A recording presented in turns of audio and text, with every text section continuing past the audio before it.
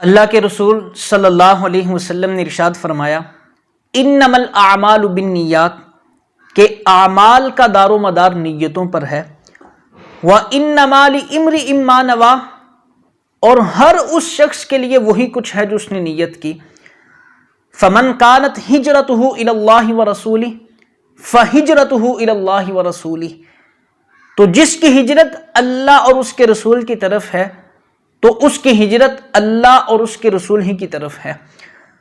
ومن كانت ہجرته الى دنیا يصيبها او امرأة يتزوجها فہجرته الى ما هاجر الیہ اور ارشاد فرمایا جس کی ہجرت دنیا کی طرف ہو تاکہ وہ اسے حاصل کرے یا کسی عورت کی طرف تاکہ وہ اسے نکاح کرے تو فرمایا اس کی ہجرت اسی کی طرف ہے جس کی طرف اس نے ہجرت کی۔ یہ حدیث مبارکہ بہت ہی اہم ہے اور بڑی اہمیتوں کی حامل ہے۔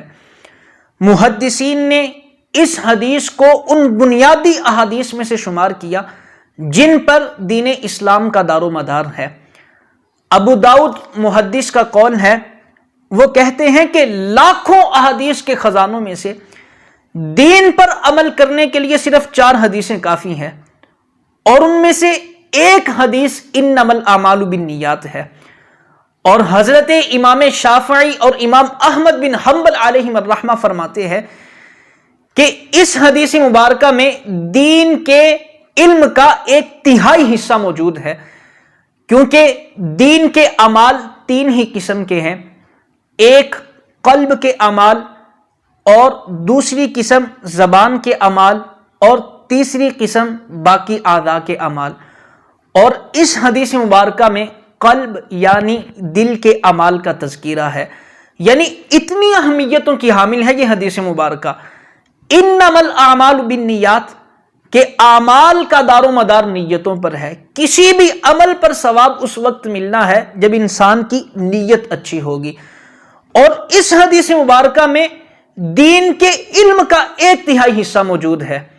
اور حضرت امام اعظم ابو حنیفہ رحمۃ اللہ تعالی علیہ نے اپنے بیٹے حضرت حماد کو نصیحت کرتے ہوئے کہا، اے میرے فرزند، اے میرے نور نظر، میں نے 5 لاکھ احادیث میں سے صرف 5 حدیثوں کو چن کر منتخب کیا ہے، اگر تو ان پر پورے اعتماد کے ساتھ عمل کرے گا تو یہ 5 حدیثوں کی وجہ سے تو دنیا اور آخرت کی کامیابی حاصل کر لے گا، دنیا اور آخرت کی سرفرازیاں اور برکتیں تمہیں مل جائیں گی۔ امام اعظم رحمت اللہ تعالی علیہ نے وہ 5 احادیث بیان کی، فرمایا پہلی حدیث انما الاعمال بالنیات ہے۔ اللہ کے رسول نے ارشاد فرمایا تمام اعمال کا دار و مدار نیتوں پر ہے، یعنی کسی بھی عمل پر ثواب اس وقت ملنا ہے جب انسان کی نیت اچھی ہوگی۔ اگر بڑے سے بڑا عمل بھی کرتا ہے، نیت انسان کی خراب ہے تو اللہ اس پر انسان کو ثواب نہ دے گا۔ چھوٹے سے چھوٹا عمل بندہ کرے لیکن اس کی نیک نیت ہو، نیت اس کی اچھی ہو، اللہ اس پر بھی ثواب عطا فرمائے گا۔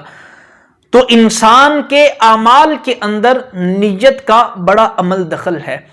نیت کا درست ہونا، نیت کا صحیح ہونا یہ بہت ہی ضروری ہے۔ اگر نیت صحیح نہ ہوئی، نیت خراب ہوئی، نیت میں کوئی بھی فساد آ گیا تو عمل برباد ہو سکتا ہے۔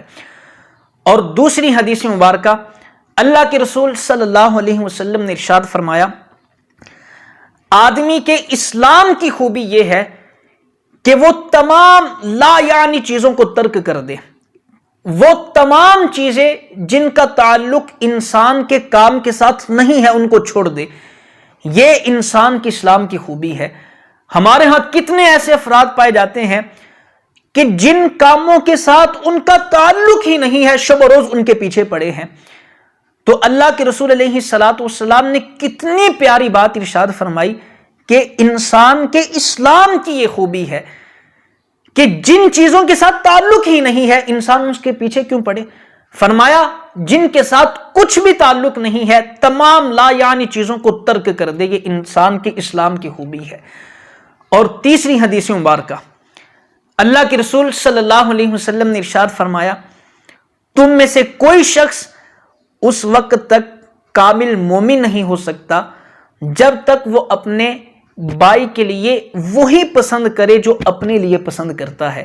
آج اپنے گریبان میں جھانکنے کی ضرورت ہے۔ آج ہم تو اپنے لیے کون سی چیز پسند کرتے ہیں، اور اگر ہم سے کوئی ہمارا بھائی تقاضا کرے تو ہم اس کے لیے کس چیز کے طلبگار ہوتے ہیں، اس کے لیے کون سی چیز پسند کرتے ہیں۔ آج ہمیں اپنے گریبان میں جھانکنے کی ضرورت ہے۔ آج ہمارے قلب کی کیفیت کیا ہوتی ہے جب کوئی مسلمان بھائی ہم سے کوئی چیز مانگتا ہے، تو ارشاد فرمایا جو اپنے لیے پسند کرتے ہو وہی دوسرے کے لیے پسند کرو، تم کامل مومن بن جاؤ گے۔ اور چوتھی حدیث مبارکہ، اللہ کے رسول صلی اللہ علیہ وسلم نے ارشاد فرمایا حلال بھی ظاہر ہے، حرام بھی ظاہر ہے، فرمایا ان دونوں کے مابین کچھ مشتبہ چیزیں ہیں۔ ارشاد فرمایا جو ان چیزوں میں پڑ گیا وہ کبھی نہ کبھی حرام کام میں پڑ ہی جائے گا، اور ارشاد فرمایا جو ان مشتبہ چیزوں سے بچ گیا وہ اپنے دین کو بھی بچا لے گا اور اپنی عزت کو بھی بچا لے گا۔ اور پانچویں حدیث مبارکہ، ارشاد فرمایا وہ مسلمان کامل مومن ہے جس کے ہاتھ اور زبان سے دوسرے مسلمان محفوظ رہیں۔ آج اگر کوئی بندہ کسی دوسرے کے پاس جا کے بیٹھتا ہے تو اسے اس کی زبان سے ہی خطرہ ہے، یا تو وہ کہتا ہے کہ یار یہ میں اس کے پاس جاؤں گا، یہ بندہ تو عزت اتار کے ہاتھ میں پکڑا دیتا ہے، اس کی تو زبان اپنی نہیں ہے، اس کو تو سمجھ ہی نہیں ہے کہ کس کے سامنے کیا بولنا ہے۔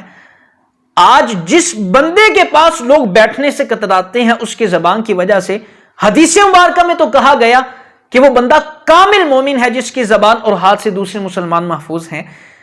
تو آج کون سا مسلمان کس مسلمان سے اس طرح اس کے ہاتھ اور زبان سے تکلیف اٹھاتا ہے، آج اس کے بارے میں ہمیں سوچنا ہے، اور انسان خود بھی سوچے کہ اس کے ہاتھ اور زبان سے کسی دوسرے مسلمان کو تکلیف نہ پہنچے۔ اگر تکلیف پہنچتی ہے تو انسان فوراً معافی مانگے۔